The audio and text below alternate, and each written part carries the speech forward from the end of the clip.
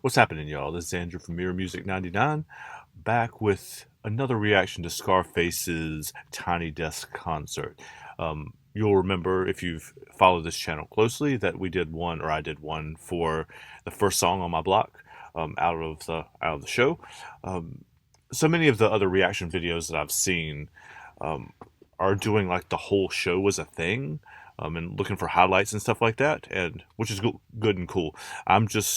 I like breaking down and looking into the songs like one by one. Those of you who follow the channel also know I've done that with like Magic 2 by Nas and Magic 1 too. So like I like doing the whole thing, but in smaller pieces, so we can really like dig into the piece by piece. I've also said in other forums too that I love live music, and I love hearing how the artist changes the live performance from the studio recording too. So anyway, this is the last song that he played, Mind Playing Tricks on Me, which is one of the most famous songs of his career, probably one of the, according to Coop and Mike D, one of the greatest hip-hop songs that's ever been made. So and actually, while I'm thinking about it too, I'll put the link in the description, but Coop and I did an episode that talked about Basket Case by Green Day and Mind Playing Tricks on Me. So check that out if you love Scarface, love the Ghetto Boys, love Green Day too. But anyway, this is Mind Playing Tricks on Me from the Tiny Desk concert. Like, I'm alright. I love the jazz feel to this, man. Beast. And I know everybody say that about their sons, but I'm not even lying. I'll play a song for you when we're done. Matter of fact, I'll let him play the song for you when he's done, and y'all can record it just to have it, okay? All right, cool. All right, meet my son, Bryce. Bryce is pretty good. All right, appreciate y'all. Have y'all heard Bryce rap? Like his son? Bryce been in the studio since he was 3 years old. Oh, Bryce has been in the studio since he was 3 fucking years old. We just have to kick him out. We just have to kick his little ass out. That's true. That's true. I love the storytelling part of this. Anyway, back to this lecture at hand. Ready? I had a can't sleep. I toss and turn. He just went straight into it, didn't he? Being burned.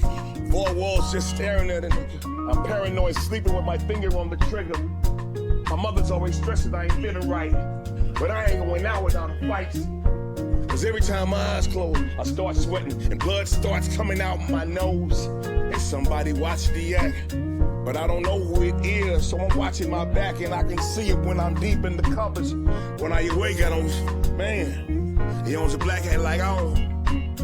A black suit and a cane like my own. Now some might say take a chill, B. Fuck that shit. Cause there's somebody trying to kill me. I'm popping in the clip when the wind blows. Every 20 seconds got me peeping out my window. Investigating the joint for traps. Checking my telephone for taps now. I'm staring at the woman on the corner. It's fucked up. On you. I love that. Like, it's on you. They didn't turn the camera around so you can see the audience. Usually there's like 70 or 80 or 90 people standing in the office. And they're mostly white, if we're being fair. Day by day, it's more impossible. And they even said the punchline for it. I feel like I'm the one that's doing dope. Can't keep a steady hand because I'm nervous. Every Sunday morning I'm in service, praying for forgiveness. I'm trying to find an exit out the business. I know the Lord is looking at me. I love this version of this song. But yet and still it's hard for me to feel happy. I often drift when I try. I'm having fatal thoughts of suicide. Bang, get it over with. And then I'm worry free. Man, I got a little boy to look at. And if I died, then my child would be a bastard. I had a woman down with me. But to me it seems like she was down to get me. She helped me out in this shit. But to me, she was just another bitch now. Now she's back with her mother. No, fuck her. Fuck her. No, sir. Yeah. My mind ain't playing tricks on me.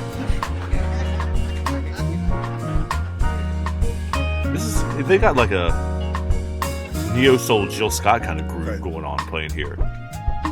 Woo. So we thinking about Bill now.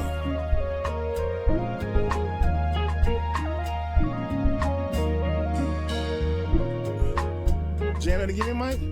Go ahead and put the moves in that shit. Yeah, nice. gonna do Bill's part together. You ready?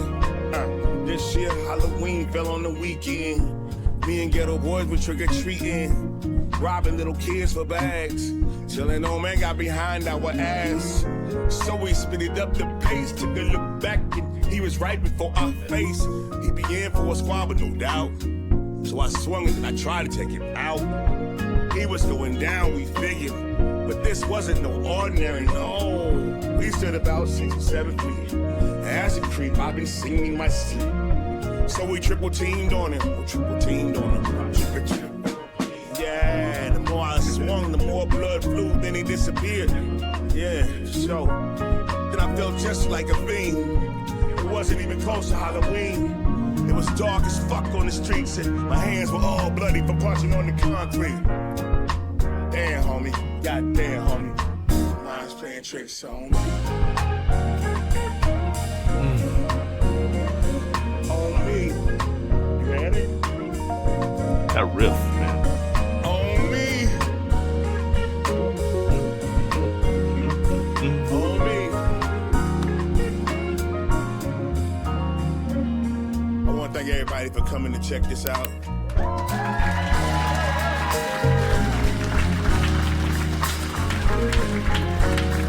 Is there a big round of applause for Face, like the best lyricist in the history of lyricists? In my humble opinion. Thanks for bringing me out. He just picked up a guitar. Hey, give it up for Mike Dean, man. One of I was the going to cut it off. coolest I want to see motherfuckers what he does. And mind you, not this song, but the rest of the fucking songs, we were together on that shit. We were together. Yeah, this song right here is me. Sample, drums, written. I saw a lot of different names on there, but I know you did. Yeah, you can tell, huh, Mike? They got soul like you. Yeah, they ain't got soul like me. Let's hear it for the band back here. Come on.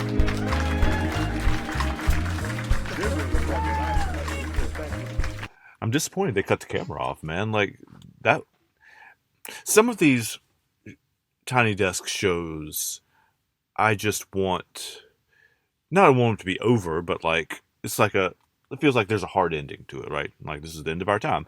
But this feels like they just stayed and chilled and jammed out for a while.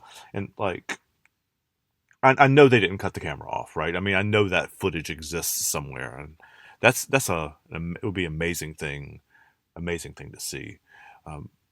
You'll notice, obviously, if you've watched others of these videos in the series, like I talked during that a whole lot less than I normally would, because not that I have notes normally, but like this was one of those things I just wanted to sit and listen to.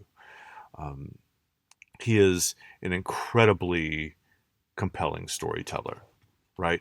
And I knew that ahead of time, but it is emphasized by watching him perform live, and the music behind it, to my ear anyway, didn't sound a ton like the original. I mean, it's got the same kind of notes to it, but the feel to it was very much smoother and jazzier and neo-soulish, like I said earlier, than I remember the original being anyway.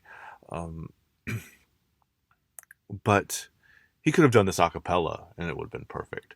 Like, he is one of those people that I said this in the other video that I did on my blog, but he draws you in because he's a storyteller. He's an incredible MC. He's an incredible lyricist. He's got incredible flow. He's got an incredible voice, but the storytelling, and not just the words he's saying storytelling, but the way he's telling the story with his hands, with his posture, with his movements, that is rare, to be able to do that. And I love like how he just kind of jumped into the song, like the band was just kind of playing on in the background, jamming, and he's like, "Are you ready? Okay." And they started, and it didn't feel like the band changed anything. He just like jumped on the beat and went in just like that. It